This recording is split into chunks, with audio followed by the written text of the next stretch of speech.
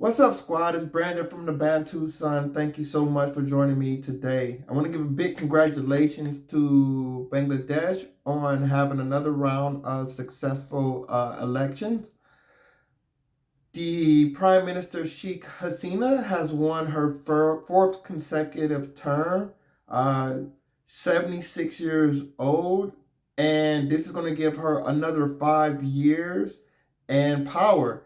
This was a hotly contested election. A lot of her opposition has been trying their earnest to get her out of power, and once again, she has succeeded.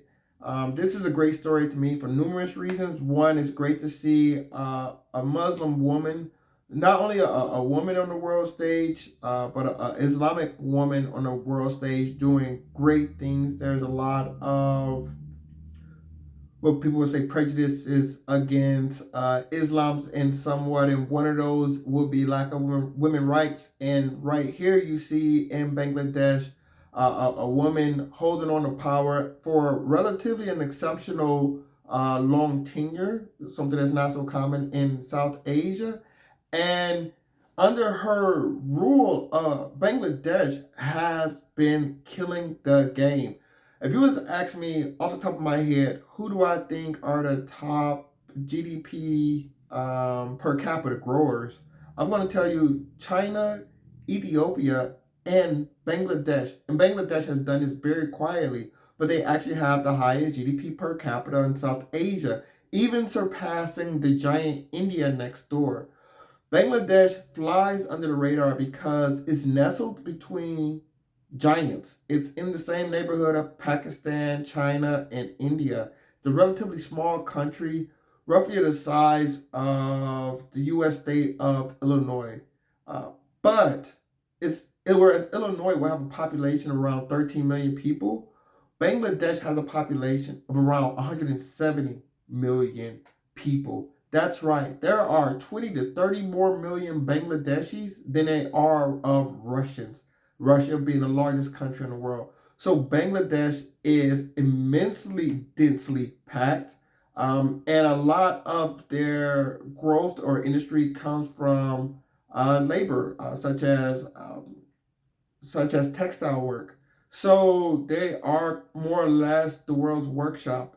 And they've had a model which has pretty much raised the quality of living for a massive amount of people. This is something very difficult to do. Bring in infrastructure and electricity to a vast majority of the population while also lowering poverty rates. So there is something that they're doing that's working. Another interesting fact about Bangladesh is that they really don't have much love for India nor Pakistan. And I think this is really important in a tripolar world because this puts Bangladesh in play for Western nations. So taking something that Western nations really don't have a lot of, and that's going to be affordable labor, basically taking that and partnering that with the major capital markets of the West, Bangladesh can ride its demography to value added services for the West and drive further investments, which has been the recipe for success thus far.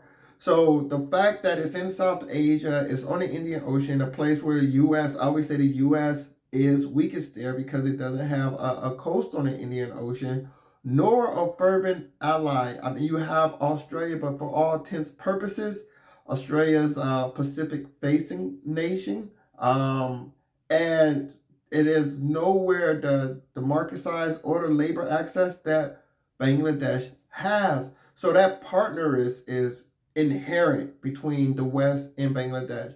Now there is good relations, but has it gone anything beyond that, or could it go anything beyond that? Of course, India would have great protests if it did so.